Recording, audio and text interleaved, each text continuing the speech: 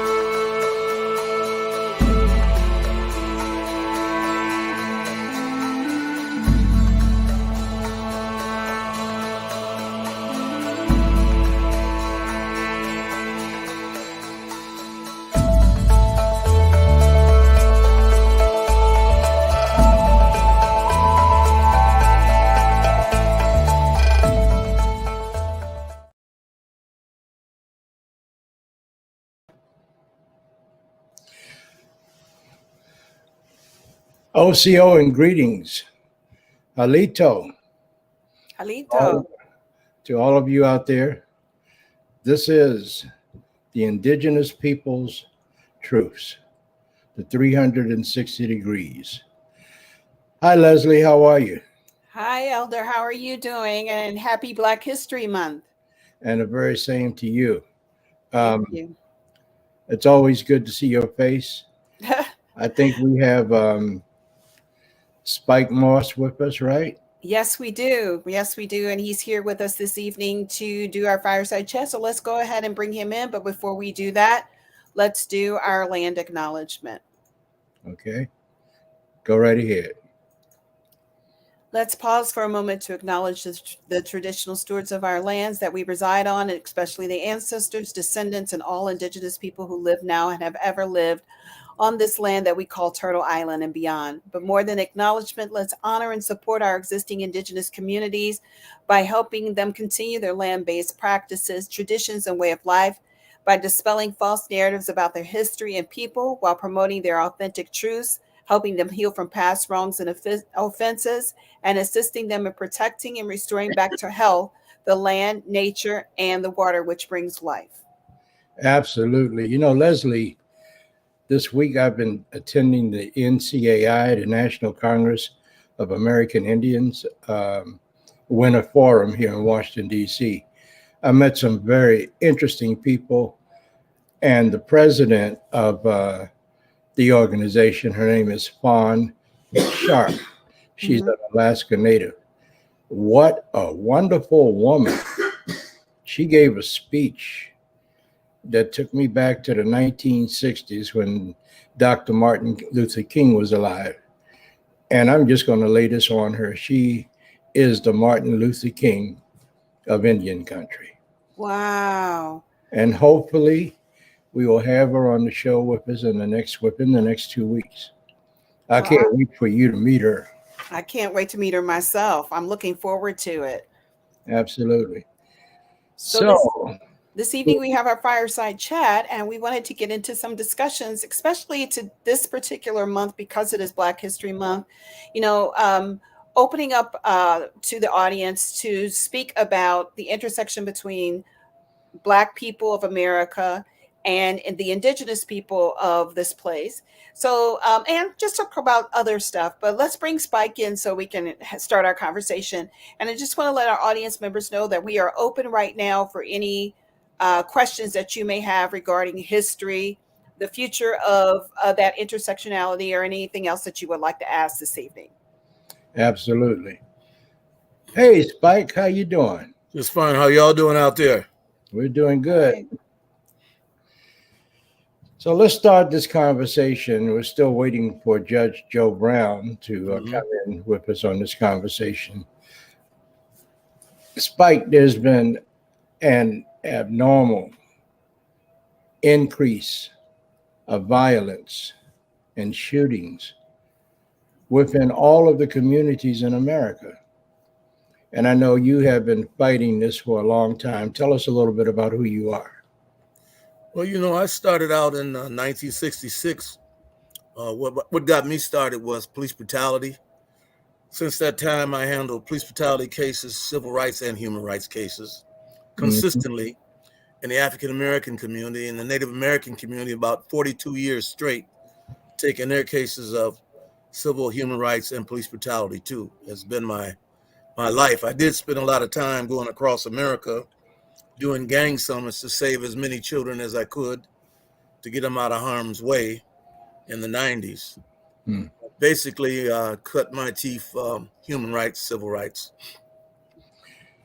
So you were a real close friend with Clyde Belcourt. I would say so. And you know, Clyde and I were friends as well, along with Dennis Banks, and so many of our indigenous people that have gone on the spirit world. How was your experience with Clyde? It was a learning experience. When he first saw us get out there, we were real young. Most of us were teenagers. And he was curious about how we were standing up to police brutality. Our first case was a beating of a 14-year-old Black girl, no crime committed, in broad daylight in the middle of downtown Minneapolis. And that's the first time we actually stood up against that injustice. Clyde was watching that. He came over to meet us and see where we were going, what we were trying to do, and he wanted to engage. So he began to engage with us with these cases of civil rights, human rights, and police brutality cases. And he would always come, always bring Native American brothers with him, always bring the drum with him. And we would march in the snow, in the cold, in the summer, whatever it took to fight back. One day he told me he wanted to start an organization just like ours, and he did. Several of them sat down and built AIM and got started with a national organization. But it led to 42 years of my life of taking Native American cases right alongside African American cases. The only difference was many of them were beaten and taken to jail. Many of us were beaten or killed, never got to jail. And we just began to fight those cases. And then I shared with you last year, we used to take those cases of missing Native American women, in which we were told to be crazy and out of our mind. Minnesota does not harm women in that manner, but mothers and grandmothers kept coming to us with missing women. And so we kind of switched gears way back then with that too and started taking that on too. I understand that they would call roadkill. What was roadkill? Well, you walk from the reservation to a store or somewhere where you want to get something you need, gas, whatever. They catch you walking down the road, they would simply run over you. And in Minnesota, they just leave it alone like you were roadkill. Nobody would look into it. No one would ever be arrested. No one would ever be charged. And this was going on almost as long as the missing Native American women. So I understand that you and Clyde got together when you all were young, and both of you guys were boxers, fighters. Yo, same team. Phyllis Wheatley Community Center, we were the city and the state champions every year, junior Golden Glove, open Golden Gloves, as well as novelists. And Clyde was fighting at a higher weight than me and a division before me with older boys, but I joined that same team. How'd you make out? I won 7 gold gloves in my lifetime. Oh, wow. Yeah. So with that experience and the coming together of the Native community and the Black communities, there's a lot of questions about that, because there are so many of our people, when I say our people, indigenous people, native people, that want to look at you like you're a dog or a cat or a pedigree. And if you don't have a tribal card, then they don't want to accept you. Or if you're a shade too dark, then they want to hang this banner on you that, oh, that's just a black guy trying to be an Indian. But, you know, I have my tribal card, and I had a fellow in Washington, D.C., who was a pretty high-ranking guy with one of the Native organizations. And he put this lie out, oh, Jay Nightwolf is just a black guy trying to be an Indian. Mm-hmm. I got my family history back on one side, my Cherokee history back to the 1700s. Mm-hmm. And my grandfather on my dad's side was a Shoshone Indian out there from around the Four Corners. Mm-hmm. So I know that history. And his wife, my grandma Sylvia, was a Taino Indian from Puerto Rico. And recently, within the last 12 to 14 years, I discovered that a young lady that lives not too far from me and a cousin, Vanessa is actually from the island of Orkin. And we got to talking one day and come to find out both of their grandmothers and great-grandmothers were sisters. Mm. So, you know, this whole false narrative of walking around like you're a native poster boy and thinking that you got the answers is all wrong. It's all wrong. Mm-hmm. Prove to me that I'm not an Indian. Mm-hmm. If you can't prove it, you need to go somewhere, sit down and shut up. Can I ask why this is such a big necessary thing, knowing that our history goes all the way back and that there has been intersectionality before, you know, going on for 50,000 years, why it is so important for people to flash that pedigree as being indigenous? You know, what's the importance of that? Because in my opinion, we're running neck and neck as being African American and indigenous as far as being hated here in this country. So why is there this division? It's called colonization. And the colonizers were very good at what they did to Indian people. Clyde would always tell me, don't worry about that. You know who you are, you know your family history, and walk the walk. And that's what I've always done for the last, oh God, I don't know, maybe 40, 50 years. But one of the things that we fail to understand is that we're still here. After all they did to us, when they came over here, these were the descendants out of the Caucasus Mountains. And they did a real good job on colonizing our minds. Did that answer your question, Leslie? It answers my question. And I kind of want to mention something today. Our dear friend Pura Faye actually posted about Jessie Mae Hemphill, who was a guitarist from Mississippi, who was of indigenous and African American heritage. And she always talked about her indigenous heritage because common to what we know, most of us who are from the South have indigenous heritage. There's always been an intermixing of our cultures. You know, it's prominent within our music. It's prominent in our daily life and what we did. And so part of a conversation, it was a man who actually responded to that and who is a guitarist, and I think his name is Jimmy Arnold.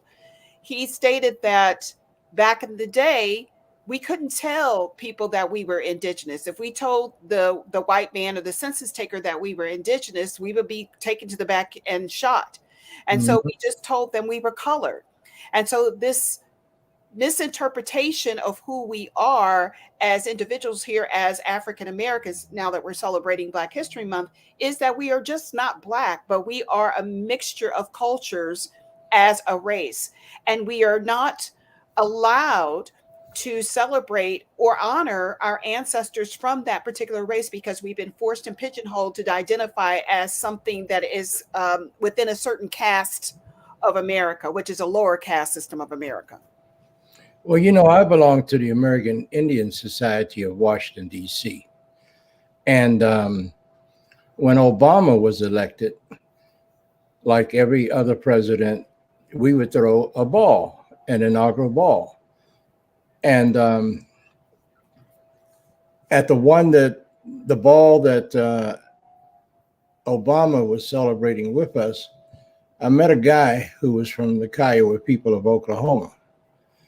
And I said to him, I said, "How are you, brother?" He says, "I'm fine. How are you?" I said, "I'm doing good." He says, "You know, I'm so tired of these people talking about being Black Indians." And I looked at him. I said, "Did you know that before there was a Trail of Tears right here on the East Coast, that people had intermarried and became part of the tribe?" "Oh, no, they just want to be Indians." I said, "You know what? We can have this conversation, just you and me. So let's walk outside where there's nobody around and we can settle this too." Now he's sitting there and I asked him, I said, "Well, what is your heritage?" "I'm Kiowa Indian." I said, "Okay."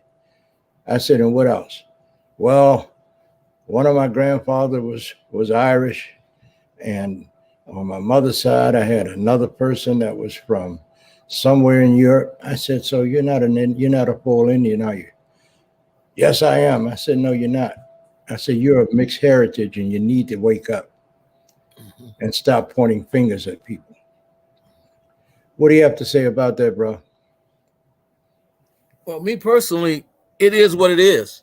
Mm-hmm. You know, and as she says, it goes back so far. I mean, people have to realize, first of all, even though we were brought here in chains, many of us ran from those reservations. Many of us got away, but we got away with those Native American tribes where they had land, where we could hide, where we could live and learn their ways, survive, and never go back to slavery. Because if you were recaptured, they take you right back to the master you ran from. Mm-hmm. We started families all the way back then with Native Americans. We married into those tribes. And so I don't know where the nonsense came from, but it is what it is.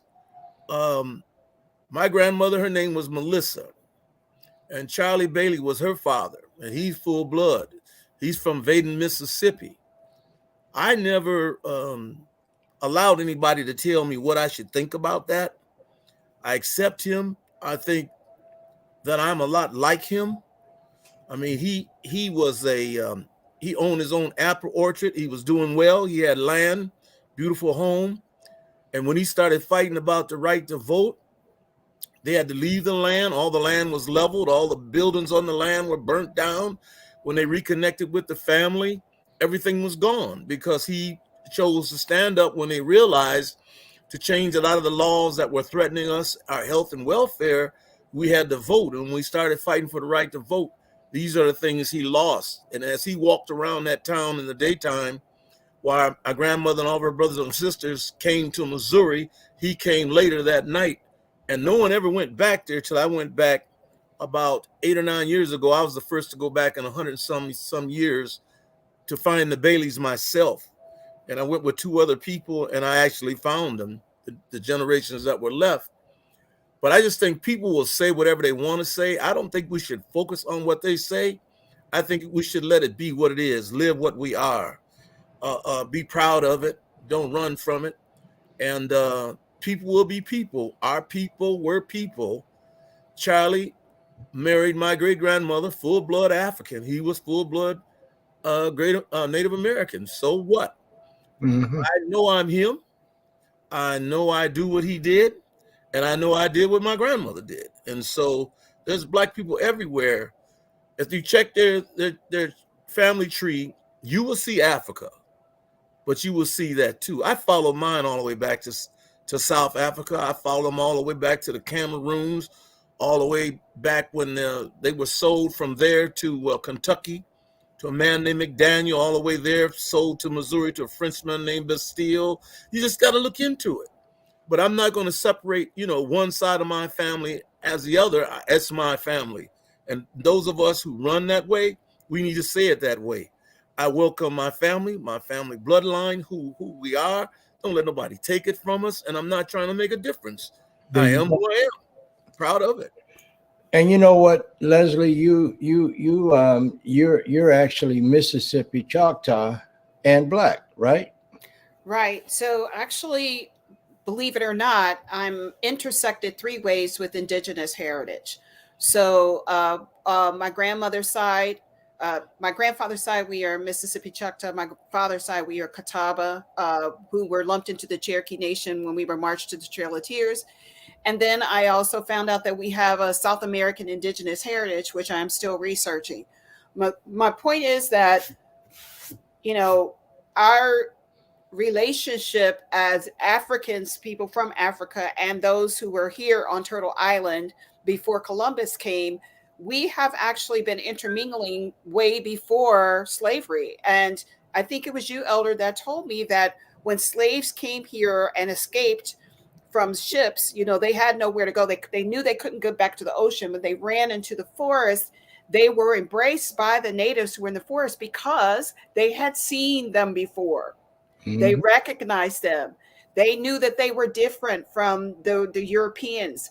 And so they embraced them. And most, accepted them into the families and said that they were their people when the slave hunters came looking for them. They said, these are our people. This is not, So this is history that we've not been told. I guess most indigenous people have not been told about this intersectionality, interconnection between us as people that's been going on for centuries in Mexico, in South America. I found out recently that a Fijian tribe who looks, Aboriginal, intermingled with the indigenous population of Brazil. So these are things that we must teach ourselves regarding who we are as people. We are forced to identify as something that is, without color, without any type of heritage. And I once said to somebody recently that I'm very proud of my European heritage. I have Irish heritage, and I'm very proud of my Choctaw and Catawba heritage. If I ever get a chance to meet my ancestors, on one day, I don't want them to say, you forgot me. I don't want them to say that. I don't want them to say, why didn't you ever remember me? I want them to say that I did the right thing by them. And not only that, I want them to say that they were proud of me because I am the dream and the hope of what they had to fight through in order for us to be who we are today. And, let's just go back for a minute. We talk about the 50,000 years. 50,000 years ago, the Phoenicians sailed across the Atlantic Ocean. And as that white boy would make you believe that they were white sailors, they were not. They were international sailors, and they had created international trade on the high seas long before there was an America. But the white boy wants you to believe that the Phoenicians were white. They were not. They were African people. And, we continue to listen to this crap, we'll get lost again. But I'm not getting lost. I know who the hell I am. And if you don't like it, that's just your problem.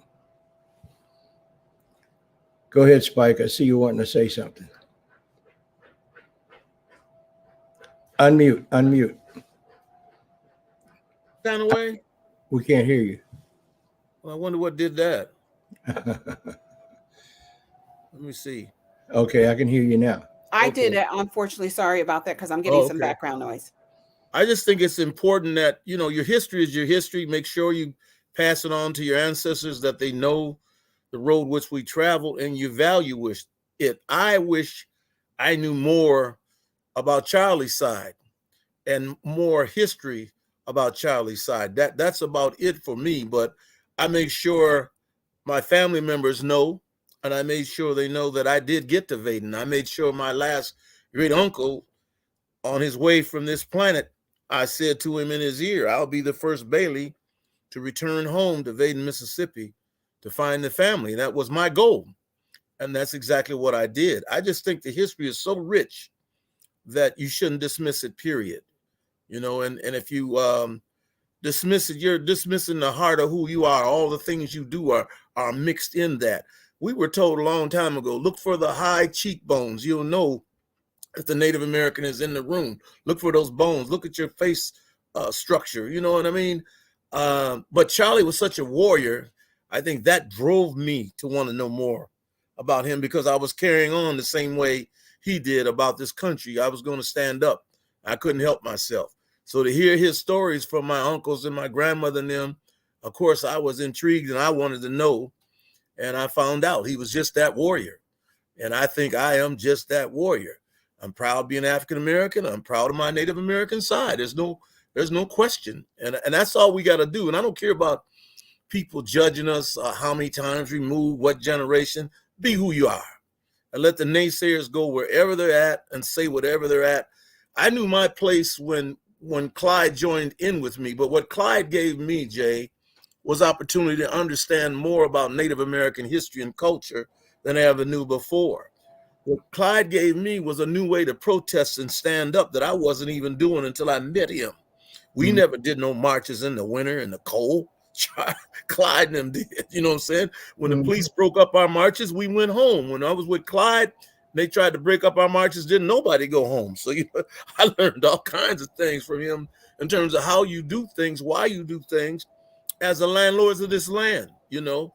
And so you can be twice removed or whatever, but that landlord blood in you should shine, and let it shine. If anybody should be here, the original landlord should be here. If you're part of that bloodline, you should be proud of that. And that's what I try to teach and tell everyone.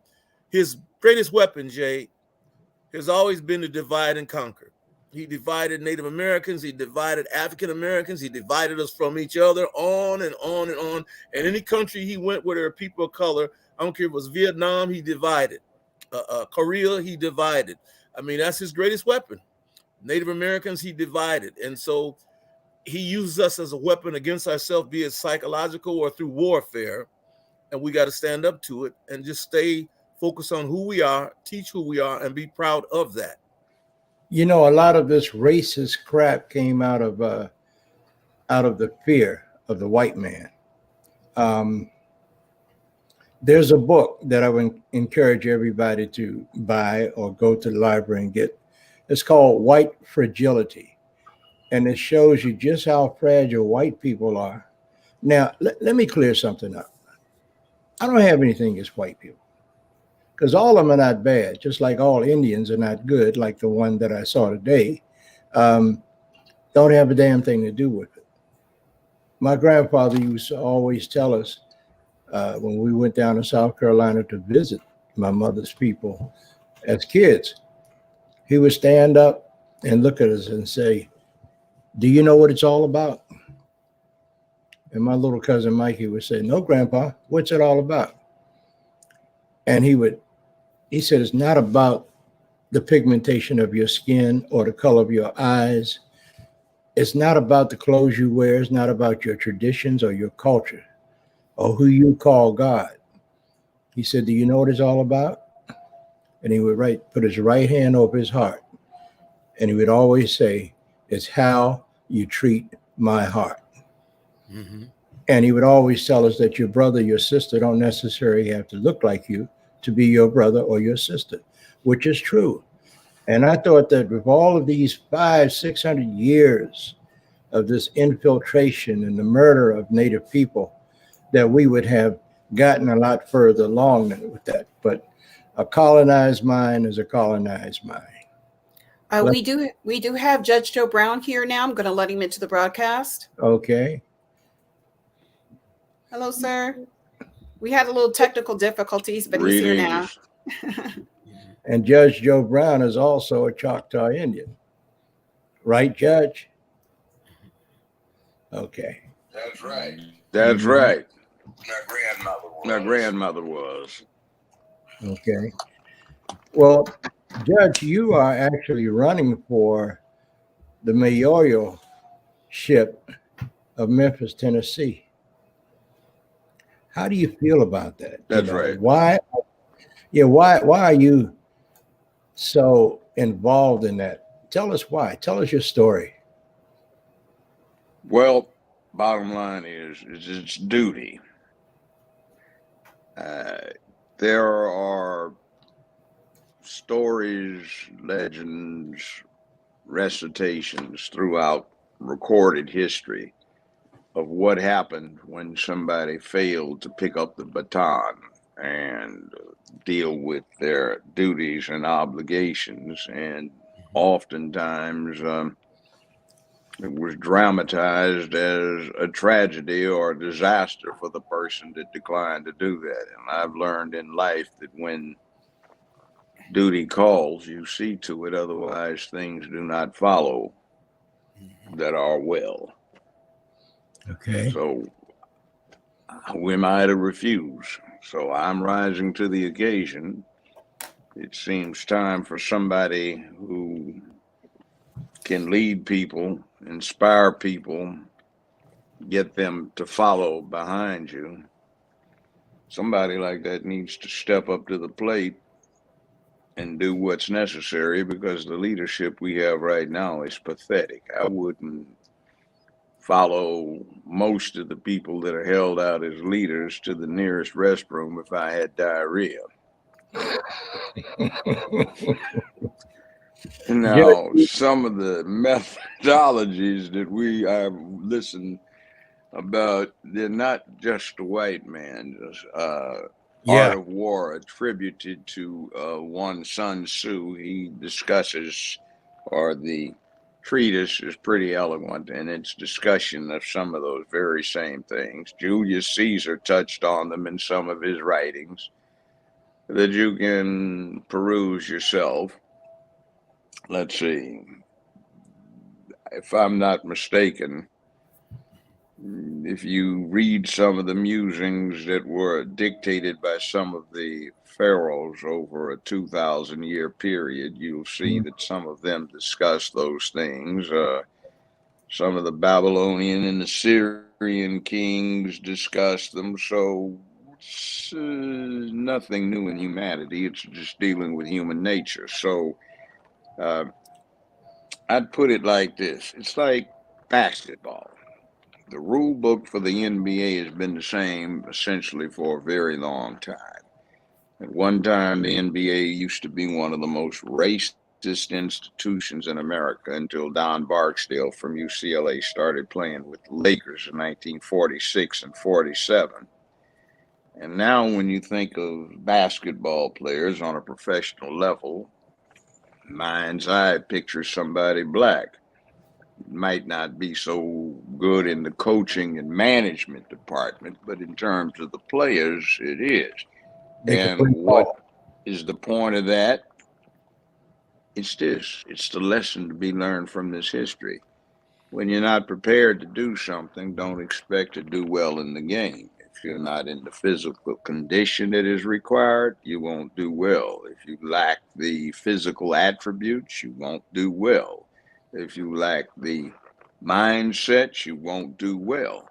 If you lack the team to be on, you won't do well. And one of the problems that I've seen over the last 50 years of my adulthood, longer than 50 years actually, is that we have all kinds of excuses and laments about what's being done wrong to us, but we are not prepared. Now, my Choctaw grandmother used to laugh at some of the colored folk in the family. And I can remember her pointing at them and saying, "You colored people, you get all upset and bent out of shape when white folk do you wrong. Say, we'd take scalps and nail them to the lodge pole and then grin about it." Wow. There is a difference. It's a mindset. And you see, we're always so worried about survival, we forget to think in terms of, oh, let's say a herd of cows. The herd survives, but the individuals wind up at Mickey D's or on the platter at some steakhouse. And, on the other hand, there are the bulls that die to defend the herd. So we need more bulls that'll die to defend the herd. And, like my grandmother used to say, there are too many of you colored people. Not enough of you were willing to die to save your people. So you got a bunch of you around, and you're not really fully human because you act like slaves, even though you're no longer enslaved. Well, I find can I actually speak to that? And I wanted to Sure. explain to our audience when we talk about colored people. Colored is a term that was used to identify as people who were of mixed race.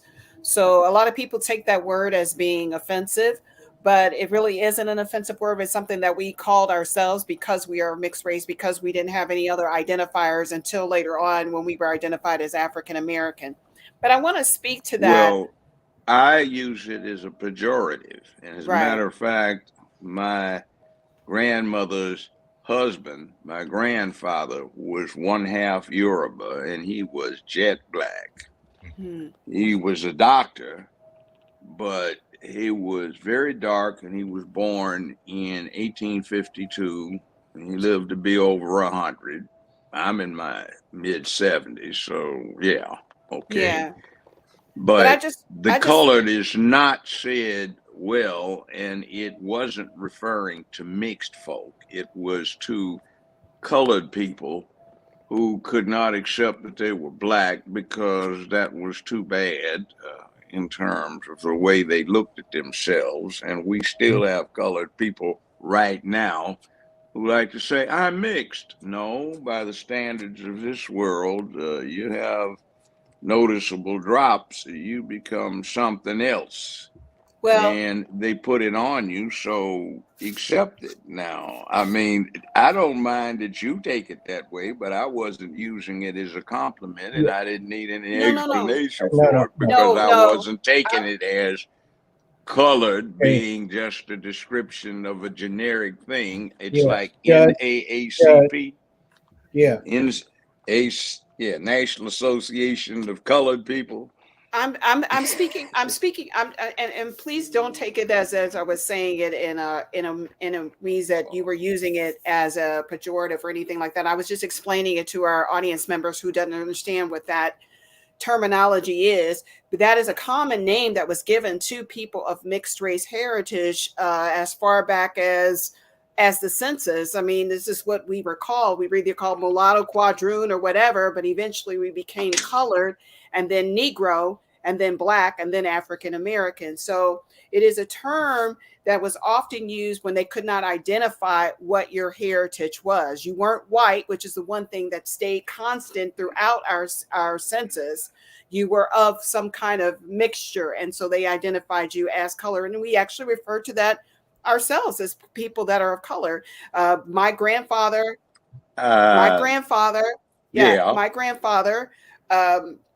on the census was listed as colored because when the census takers came in, that's what they called you. They could not identify what your race was. And we were often saying that that's who we were because we could not tell them that we were indigenous. Absolutely. Well, my grandfather was as dark as it got, but on the census documents I got pertaining to him, the household that I'm related to, my grandfather was dark as he was, doesn't get any darker, was listed as colored.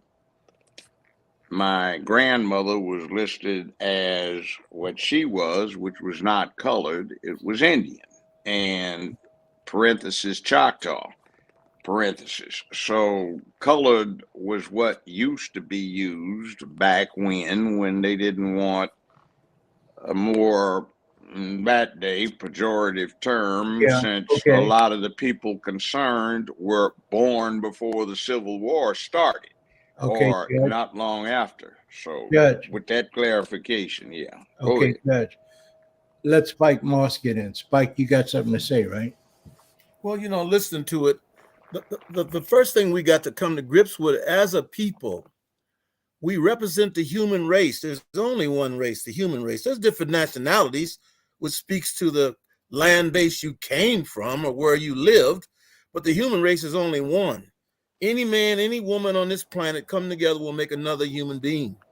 They are the same race. You cannot take a horse and a dog and put them together and make a pony puppy, but a man and woman anywhere in the world will make another human being. The nationality just speaks to where you're from. When he started playing this racist game, he began to separate people once he defined which race you in, which race you in. Ain't none of us got an extra heart. Ain't none of us got an extra lung. Ain't none of us got another color blood. Ain't none of us got an extra spare leg. It's one human race. And the nationalities is the only thing. You might have a French person with an African person, a Native American person with an Irish person. That's all it is. And he found this necessary. He's turned it into an institution, and if we're not careful, we start calling ourselves the colored race, the black race, the Negro race, on and on and on. Our ancestors were snatched off that planet called Africa. Back then it was Ethiopia. Some people said Kush. Before that, they were over there where Orion is, and it was called Persia, and we were called Persian people. However, we were just simply people from the human race, and we got to start there. The nationalities is the difference, not a race of people. And we play this game like these white professors, like we actually are the colored race. No, we're the human race, and here's the sad part that is denied. We're the foundation of the human race. You all know right now on this show, no white man and no white woman has ever made a brown or a dark-skinned baby. It is virtually impossible. It has never happened. Our ancestors could make a Snow White baby. Have you ever met? Two of them can make a Caucasian from the Caucasus Mountains where they live. Have you ever met a Tamil? Have you ever met a Tamil Hindu Brahmin caste person? No. They're classified as Indo-Aryans. That's the one Hitler was talking about, but they were not blonde-haired, blue-eyed. They're Caucasians. They had something to do with the origins of Germany, but they didn't come from the far north. They came from India, and they're quite dark or swarthy. In fact, Kamala Harris kind of typifies the look, and so does our Tamil Brahmin caste mother, who was quite dark. Now, Aboriginals in Australia are classified as Caucasian. You have Ainu in the north of Japan who are classified as Caucasian. But now, back to your point, I used to breed horses, or rather my ex-wife was into breeding horses on a ranch I had. And you could take an Arabian, which was interesting. We did that, and breed the Arabian with what's known as a quarter horse. The two different types of horses. One is very fiery, hot-blooded, and the other one is a bit more stable, and you could breed them and you'd get crosses out of those that were interesting. You could take a Percheron and breed that big, huge draft animal with big feet, which was a very mellow horse, with some others, and you get different things. And I like Pasofinos, which Cortez's guys used as a war horse. And okay. Now you're they talking all about had different characteristics, different sizes, different looks, but they were horses. Yeah, Joe Brown. So there are different versions of people, but you can still interbreed. And you're right, everybody seems to have originated in Africa. Judge Brown, for a second. I love horses. My daughter and her husband down in Virginia, they breed horses. This is going to blow you away. The father is a Palomino, and the mother is an Indian pony. And they gave me that horse. The horse came out snow white with blue eyes, and I call her the devil horse. So, you know, when you get genes mixing, you don't really know what it's going to be until that animal or that person is born. Am I right? Right. I had an all white horse named Feather, and her mother was named Pearl, and she was black and white spotted. Oh yeah. Oh yeah. Okay. We do have a couple of questions, and we do want to get to the questions. Thank you, you all. I mean, but you know, it's like how you perceive yourself. Okay. So So, As long as so you're cool one of the with who questions you was, are, you're okay. one of the questions is who classified Arrow Indians and Aboriginals as Caucasian? Because People that wrote the books right, themselves exactly. and the people themselves. See, basically, here's the other thing. You are not exactly talking about a group that got run over. Alexander the Great subjugated some of them when he wound up conquering a lot of India, but he never really suppressed them. And they were great warriors. They have a caste system based on who got there in sequence. The top of the heap of the Brahmin caste. Next below that, you have the warrior caste that's sworn to protect the Brahmin caste. And they are not exactly somebody that gets pushed over. Even during the British Empire, when the queen or the king was the emperor or empress of India, Yeah. the Rajas who were richer than the crown usually got treated first class situation when they went to Britain. Okay, but So it's let's not talk about exactly that. like they're getting pushed over. So I'm just saying the true I need. essence of the thing is you have to be a warrior if you want to be respected. I Okay, got but let's If you're talk not a about. warrior, nobody respects Joe. you. Okay, Joe. okay. So let's say this because there are a lot of people that are disagreeing with the fact that they are considered I a don't care Caucasian. whether they But disagree, but the Yeah, this bottom is line Joe, is, this is the Joe, what our bottom show is line about. This is is what our show is about, Joe, Judge. might Joe. This makes is right. no I Judge. understand, Joe, but you got to See, you got to let somebody else talk for a little bit. okay. So this is the okay, go thing. ahead. So this is the thing. We know that they were classified as Caucasian by the Aryan group or like the Germans and stuff like that because there was no mixture at that time or what they considered to be mixture within their race. And so they considered them to be a Aryan race at that point. And they were original people. Now it states right here that in the jungles of Africa and Australia, and let's talk about that. The crater of man itself, those who are Aboriginal, those who are African, and those who are dark Indian and South Indian have been here since the beginning of time. So these are people who originated from the crater of the universe. These are people that stretched out. We are the descendants of most of these people. There's no way in heck that these people are considered Caucasian, and that is classified by a white man who calls them Caucasian. This is not what they truly are. If you ask an Aboriginal what they are, they will tell you that they're from a specific tribe. They don't say that they're Caucasian. Now, they may have been listed as Caucasian in their census, Right. but that is not how they classify themselves. Same as any African, and same as somebody who is from South India. They classify themselves by the people that they come from or the caste system in which they come from. But Caucasian, that is something that a white person gave them. Okay, let me clarify. All right. So what? Okay, well, let me clarify something. There was a man in Virginia by the name of Dr. Walter Plecker, and he was the one that would not allow a child that was born to two Native people. He wouldn't allow to have that on their birth certificate. He was the father of eugenics. And, when you get a chance, look him up, Dr. Walter Plecker, and you're going to be surprised at how racist this white man was. So, Spike, I see you thinking. You think very loud. I can hear you think. Come on. Well, I'm just trying to deal with the reality that dark skin was the dominating color that brought all to the planet. And then the mixture between those albinos and those of dark skin created the other shades. But before the water came and took the land was the bridge all the way around the planet. Mm-hmm. So you saw all these people, and the founders are the ones most scoffed at, and everything that came out of it.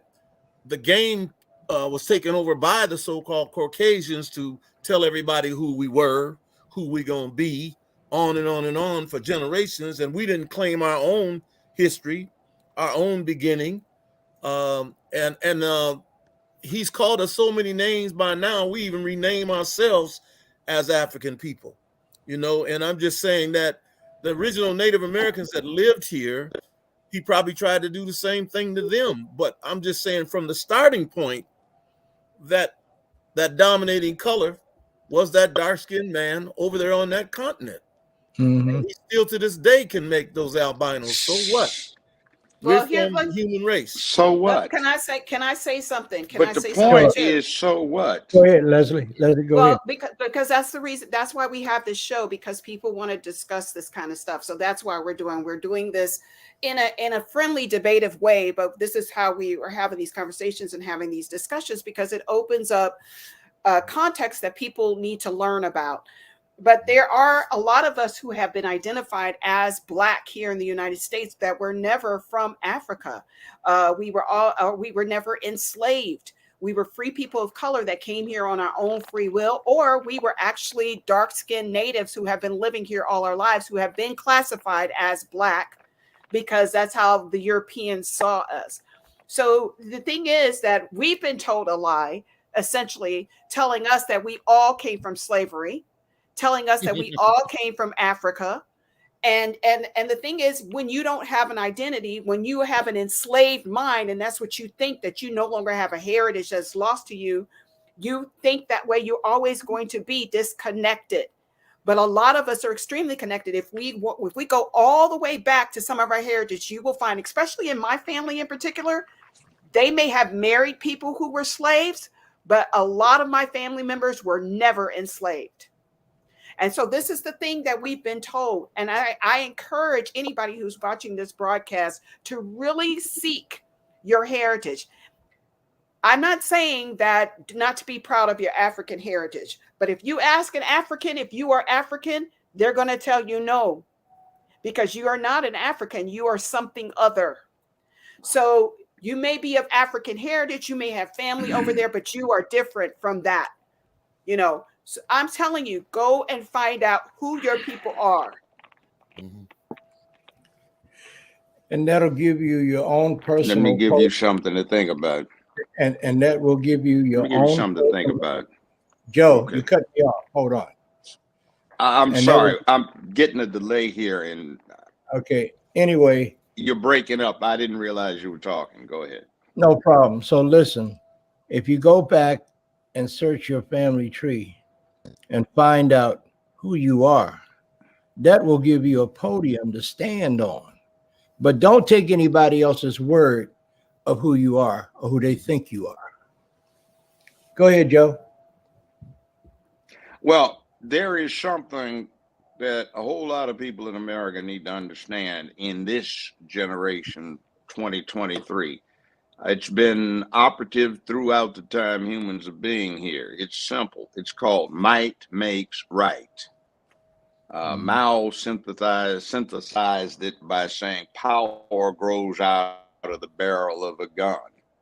And that's the way humanity has worked with itself since day one. Now, if you are powerless, anybody can do whatever they want to do to you. If you have power, they can. That may be on a collective basis, that may be on an individual basis, that may be you're going to lose the war, but nobody wants to mess with you afterwards. Kamikaze, bonsai, or, you know, Native American acumen is a horse warrior. So it is what it is. And that's respected. You see, right now, when you want to fight, you don't think the man, the art of self-defense, Marquis Queensberry's rules of boxing. You think karate. You think kung fu. When you talk about somebody's aggressive, you look at the 101st Airborne and the 82nd Airborne, June 6, 1944.